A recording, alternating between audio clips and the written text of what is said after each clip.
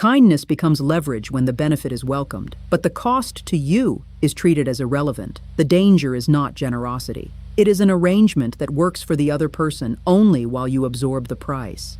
You know the pattern. You answer the late call, cover the shift, keep the secret, smooth the conflict. Your yes is called loyalty. Then one honest no arrives, and your character, not the request, is on trial. That reaction does not prove a hidden scheme. People can be disappointed, stressed, or clumsy. One bad moment is not a verdict, but a repeated pattern is information, and information should change how much access you grant.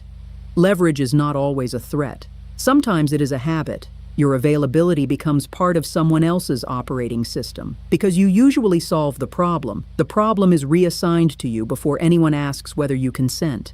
Experiments on requests help explain why consent can feel voluntary while social friction is doing work. People declined more easily when given polite words or an explicit refusal script. Social pressure can push a yes, so stop treating every yes as desire, especially your own. A yes can mean, I want to help. It can also mean, I do not want the punishment, awkwardness, or guilt that might follow if I refuse. This does not mean healthy relationships are accounting systems. Research on communal relationships distinguishes care from immediate repayment. Real closeness includes generous acts with no invoice. The problem is not unequal moments. The problem is unequal permission. Can both people have needs? Can both disappoint each other without losing dignity? Can each person ask, decline, renegotiate, and repair? Reciprocity is not 50-50 every Tuesday. It is evidence that two lives, not one service provider, remain visible. Relationship researchers use the term partner responsiveness for feeling understood, validated, and cared for. It predicts more than polished words. Measures of responsiveness track changes in support and conflict, and partners' reports connect to each other's behavior. That gives you a better standard. Do not judge closeness by how warmly your yes is received. Watch what happens when your time, body, money, attention, or emotional labor is no longer instantly available. Set a limit small enough to observe clearly. I cannot do tonight. I can help for 20 minutes. Please ask before volunteering me. A boundary is information about your participation, not a prosecution of theirs. Then stop arguing the history of the relationship. State the limit once, explain what is necessary, and observe. The goal is not to win a moral debate. The goal is to learn what the relationship can actually hold. Look for 4 things: curiosity, reciprocity, repair, and pressure. None is a personality test.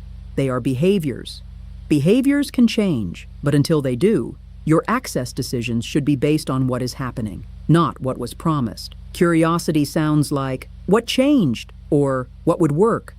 The person may still dislike your answer, but they remain interested in your reality. Disappointment and respect can occupy the same room.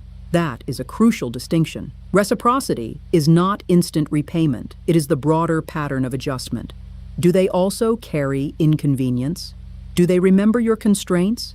Does support sometimes move toward you, or must every road lead back to them? Repair matters, because decent people still overreach. A useful apology names the impact, changes the next request, and does not charge you for accepting it. If the same apology merely resets the same extraction, count the behavior, not the speech. Pressure can look ordinary. Repeated asking after a clear answer, jokes that make refusal expensive, affection withdrawn until you comply, emergencies that appear whenever your attention moves elsewhere. Context matters. Repetition matters more. You do not need to prove malicious intent before adjusting access. A locked door does not diagnose everyone outside it. It decides what enters. You may reduce frequency, shorten duration, stop lending, or move a conversation to daylight. If saying no freezes your mind, prepare the sentence before the request arrives. No, I cannot take that on. I can do X, not Y. I need time before I answer.